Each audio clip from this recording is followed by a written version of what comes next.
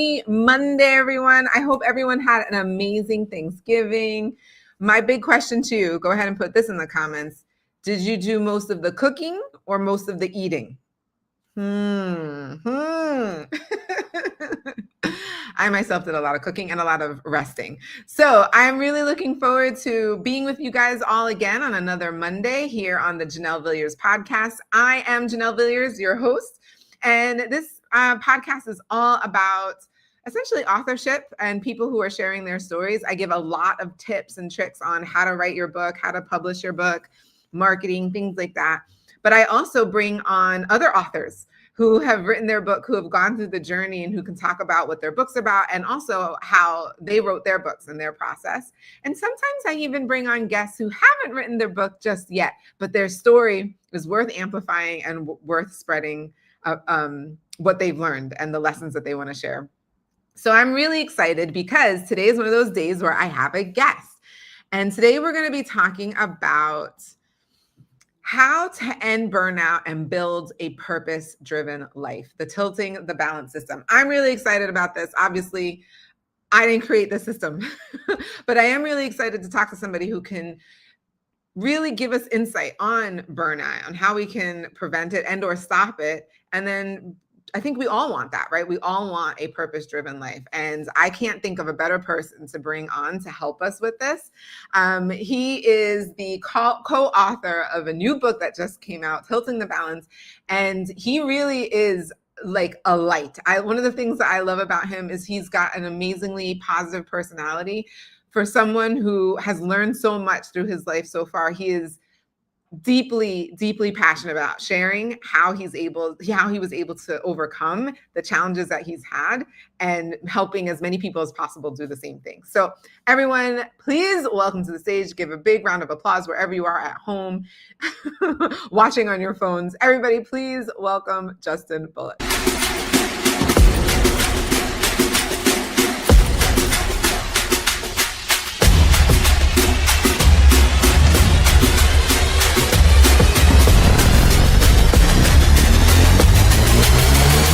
Tilting the balance. The fundamental approach to our system is all about 30-day challenges and how 30-day approaches can take something that seems like a mountain that is just, how do I get there?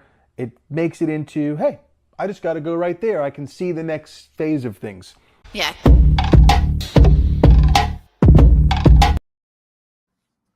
There he is. Howdy, howdy. The man himself. Welcome. Thank you so much for joining me on the show. Thank you for having me, and thank you for those very kind words. I appreciate that. And I love that video that you put together too. That was awesome.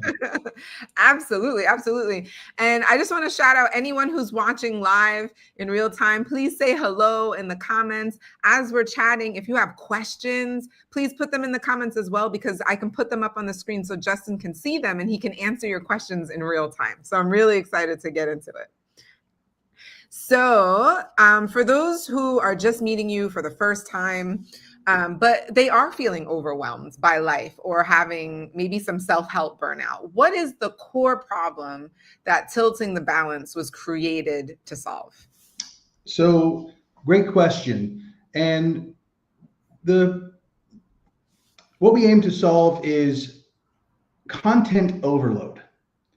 There's so much information in the world, and there's so much information, not just externally, but what's happening with our own internal approaches, with all of the areas of life that we have and the things that are on our plates, the objectives that we want to accomplish, the desires that we want, the managing the things that maybe we don't want to manage or have to or want to. There's so many aspects of our lives. And what it begins with is a system for compartmentalization. That's where it begins, is having all of the chaos organized into little silos that you are able to look at and say, okay, this area of my life is calling for the most attention versus this area of my life is lacking fulfillment and I need to put my time and my attention over here. And I think that's the foundation of our system, is a system for being able to compartmentalize. And then the end of it is the execution framework, like what was on that snippet of the video of taking the biggest mountain, taking it into smaller summits and more bite-sized chunks. But it really does boil down to the beginning of it all, which is having a way of looking at your approach so that it's easy to digest and to dissect, so that you're always focused on what's the most important at any given time. Well, I love that you said that, right? So trying to compartmentalize and figure out what is the most, or like prioritizing. And so you talk about the 10 categories of life. So could you break down what those are and why do they matter? So later, as we came up with this system, we came across something called the Wheel of Life, which was already a developed system. Our 10 categories are very similar to the 10 categories on the Wheel of Life there. Or maybe, I don't recall if there's 10 or 12 or 8, how many are on the wheel. But essentially, there's so many different aspects and dynamics to our existence. And it goes from the way that you see yourself and the world around you, yourself, your core values, your belief systems. That's one of our 10 categories. And then you move externally. So you're taking care of your personal affairs, taking care of your relationships with your friends, family, loved ones, your charitable contributions to the world, managing your financial responsibilities, having business and career objectives, having spiritual aspirations and outlooks and goals. So there's all of these different life areas. And that was what we aimed to do, was to make it to where you can easily, again, look at what is important and be able to take an approach toward meaning and fulfillment in each of these life areas, contingent upon how important they are to you specifically, because everybody has different values in life, and some people may not care much about spirituality versus others. It's a way of their life, a way of their being. Maybe it's even part of their business and their career objectives. So that's part of it, is having a very solid understanding of what it is that you want most for you as the individual. And do you find that like compartmentalizing each one of those different areas helps people prioritize better? Absolutely. So that's the next step in our system. So what you do first is you put everything on paper that you could ever dream of, from desires of, hey, I want to go out and buy a new coffee mug, to I want to invent a coffee mug or my own brand of coffee, or buy a coffee franchise, or create a coffee farm. Right. You run through everything, and then as you put it into these categories, that's the next step, is putting a prioritization level on it. That way you can dissect all of the chaos and laser focus on what it is that is going to be the most impactful across the board, with logic, reasoning, and emotional resonance behind it as you've gone through this workbook. So I think your question, though, was is that an effective approach? I believe. Very much. Yeah, very much so. And I think that where I realized that there was a tremendous amount of magic to this system. A couple of years ago, I felt very off. Something just in a present moment. It wasn't like this lingering thing. It was just something in the moment. I didn't feel quite right. So we have an assessment in our book. It's rating your life balance. And I went through that assessment, and I realized that my hobbies and interest score was rather low. And I started thinking about it. And one of my favorite things to do is to go canoeing and kayaking and being out. I live here in Florida. We have some amazing springs. And that's what it was. I went from sitting in my living room on my computer to realizing that what I really was longing for internally was a day on the water. And that was how I realized how powerful that compartmentalization system is, because I was able to recognize an emotion that I don't think I there otherwise would have understood. That's really powerful, especially thank you for sharing your own story around that, because I think a lot of people can relate to that. Sometimes you just don't know, right? Like you're trying to navigate, maybe something's missing, something doesn't really feel right, and you're not really sure what that could be. But I love that you've created the framework where you can be like, okay, these are the different parts of your life. And so then it becomes more clear. not only what to prioritize, but like maybe something that like you didn't even know was on your radar that you need to actually now put on the radar to actually address. So I love that actually. Mm-hmm. So okay, so then moving forward through this, and I know you and I behind stage and in previous conversations, we've talked a lot about this, but the next stage of this, I feel like, is this 3-4-30 challenge. So I think it's brilliant in its simplicity. And I'm really curious, actually, I don't think we talked about this, but where did it come from? That was the core premise of this entire book. So to answer this question, Nick and I, we met in 2013, the tail end of 2013. He was the first friend that I made when I moved here to Jacksonville, Florida. And I met him at a networking event, and he ended up saying, "Hey, I know you just moved here. I'd love to take you to dinner." So we became instant friends, and we started reading a tremendous amount of books. In 2015, I got very heavily involved in reading personal development and business books. And I went from reading 0 books a year to reading dozens of books a year. And in that process, we were cross-referring these books back and forth to each other. And he would read a book, I'd read a book, we would share our insights, and then we would call each other and complain or hang out and complain about our circumstances and read another book and keep trying to fix it.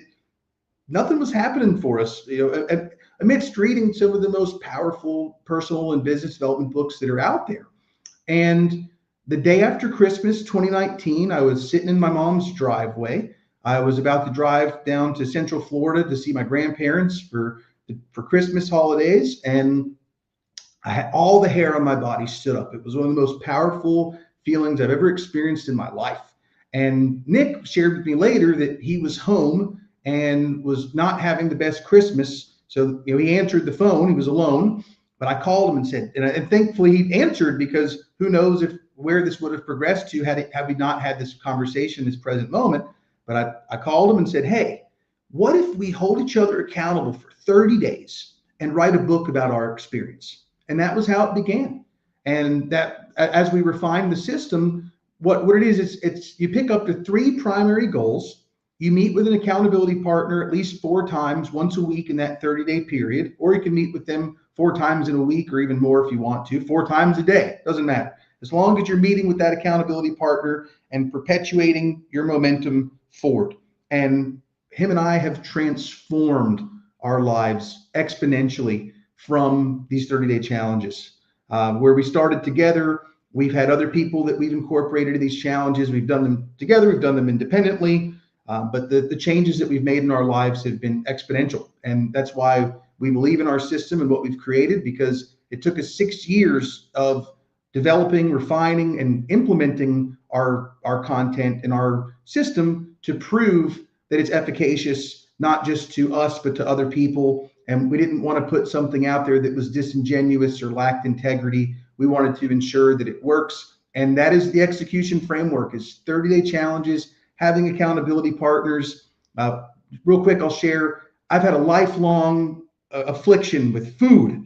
I was a short little fat kid growing up, and I used to wash cars in the summer. I'd wash cars so I could have money to order Papa John's pizza.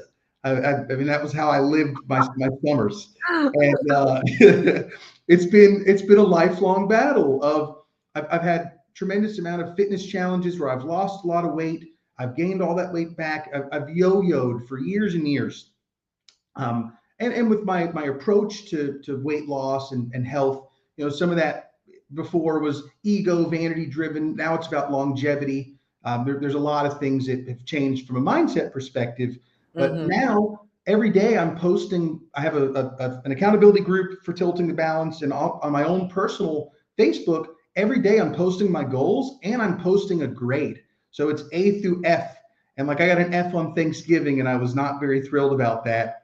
And it's been helping every day the decisions that I make with, if I'm in real time, if I decide to eat something that I know I shouldn't be eating, I have to think about the consequence of that A through F grade that's publicly facing for everybody that knows me or comes across our framework. So it's about living by example, having that accountability. But obviously, living by example and being the spearhead of this initiative, that doesn't mean that same logic doesn't apply for those who, in your own personal life or your professional life, you can put yourself out there on blast in front of people. I think it's the vulnerability, the openness, the transparency that each one of us must adopt.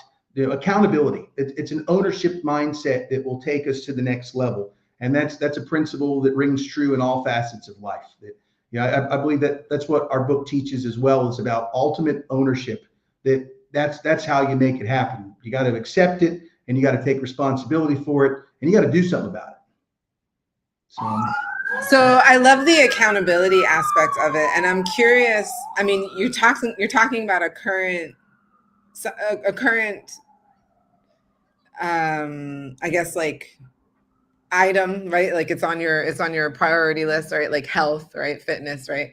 And so that's something that you're addressing right now. I'm curious to know how you've used the 30-day challenge to help with other things, and if you can talk about what it was like before, and then what the result was after using the 30-day challenge. Yeah. So at that time, from 2015 through 2019, Nick was abusing alcohol, and I was abusing marijuana. So that was a big challenge with our approaches. And fast forward, we are no longer plagued by those afflictions. Those are no longer things that are challenges in our lives. In 30 days. Through multiple 30-day challenges. I ended Okay. up doing a year of sobriety in 2022, and that was pivotal. That changed my relationship with marijuana. That changed my relationship with myself. I was forced to go through a lot of insecurities that I was sheltering, and it was one of the most amazing experiences of my life. It was very, very challenging. And I didn't just start out with 30-day challenges refraining altogether. I actually started out with challenges where I wasn't allowed to partake until after 4:20 p.m. There might be some people that appreciate that one. Then I wasn't allowed to do it until the weekends. And then as I perpetually built momentum, I got to the point where I just, instead of, it wasn't a year of sobriety, it was 12 consecutive 30-day challenges, probably closer to 13 because I went a little over a year. But going backwards, after I smoked again for the first time, it wasn't the same. It wasn't the same symbolism for what it meant for me. Now it's something that is just not a priority. I used to prioritize my schedule around when can I smoke, when can I, have a meeting, right after that meeting I can. Now I could care less. And a lot of that was from the 30-day challenges. The food challenges, nicotine. I stopped using nicotine using 30-day challenges. So there's just a tremendous, I think you can change a lot of habits using 30-day challenges perpetually over the course of time. And then even just small things like I want to reorganize my home. Well, I'll do a 30-day challenge and make sure I get it done this month. If it's something that can't just be done in a full day. So you can break it down from something internal to, again, external approaches, but the efficacy behind taking the biggest picture and condensing it into bite-sized steps, it's an implementation framework that is ultra effective. I love that. And I just want to remind everybody that you're watching, if you have any questions for Justin, please put them in the comments. If you're finding value from what he's sharing, please also put a V in the comments for value. We love to see that as well. And so while people are working on their questions that they want to ask, I'm curious about the writing of this. You've mentioned this now a few times that you co-authored this book. Mm-hmm. And I'm curious.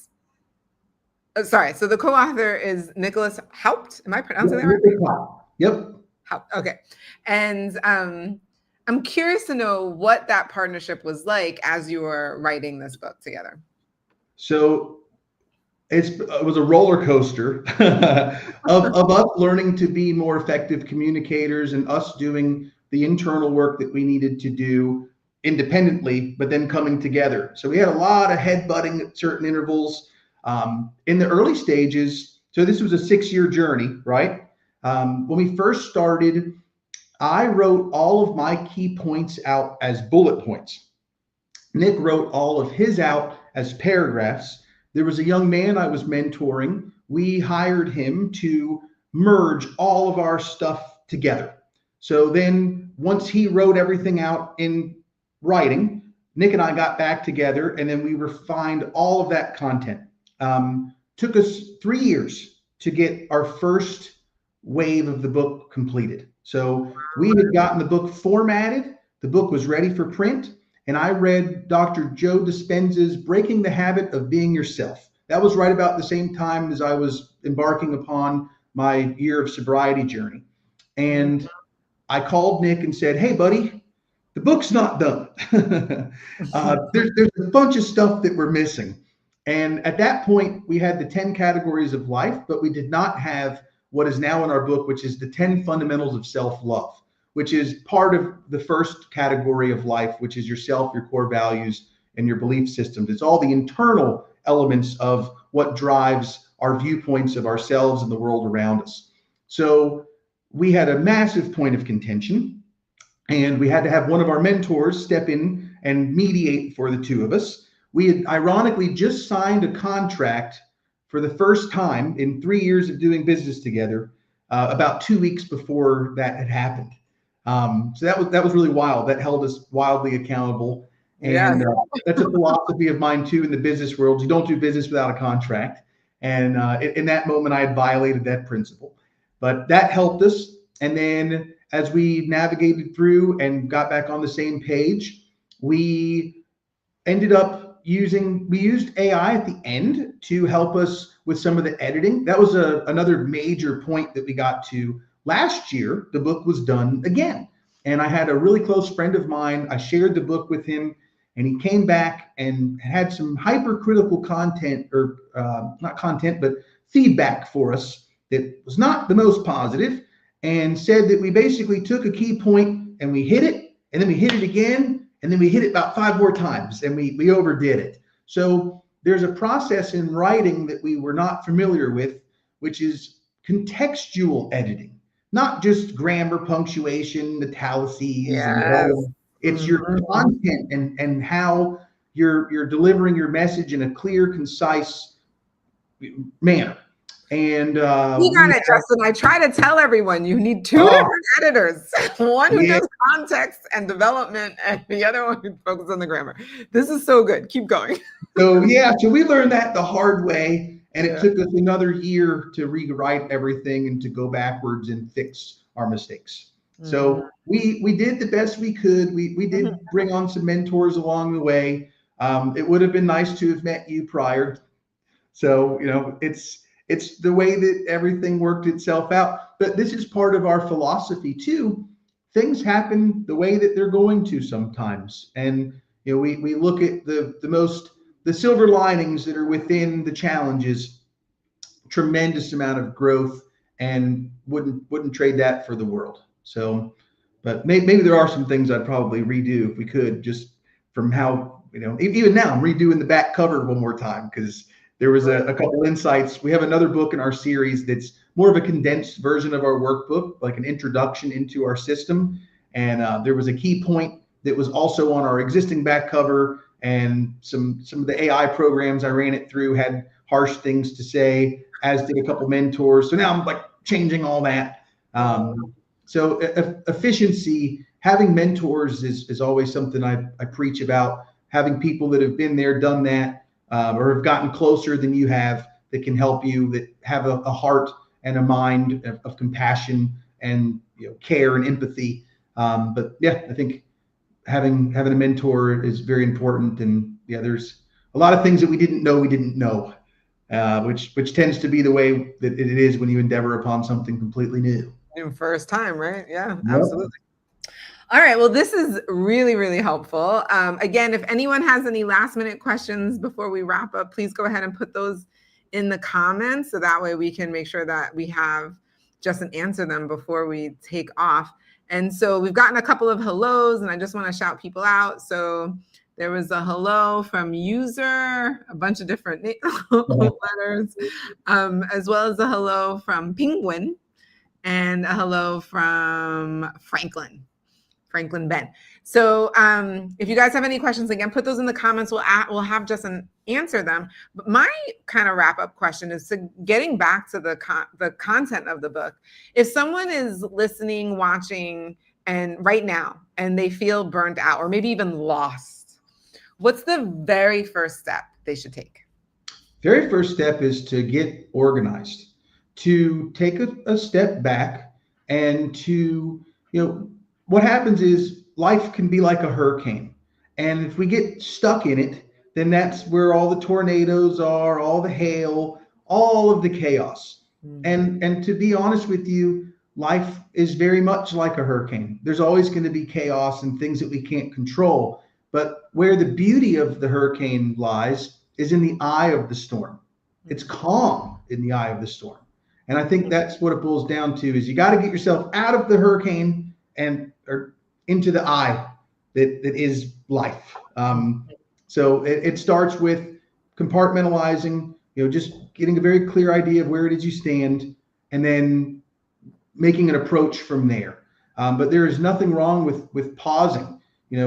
Sometimes you want to take your foot off the gas, maybe put your foot on the brake, whether or not you're idling, you're coasting, but taking a pause, there's nothing wrong with it. It's not wasted time to take a moment to recalculate and look at your results and restart with a new approach.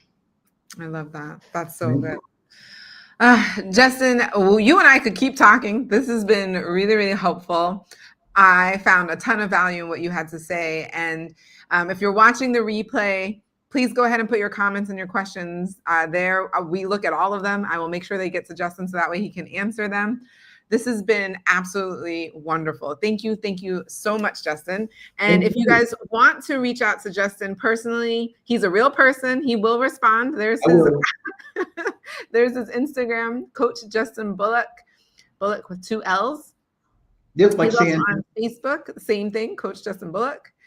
And please go out and get his book. You can find the book at tiltingthebalance.com. That's where you can get all of the strategies, the systems that he talked about to help you guys.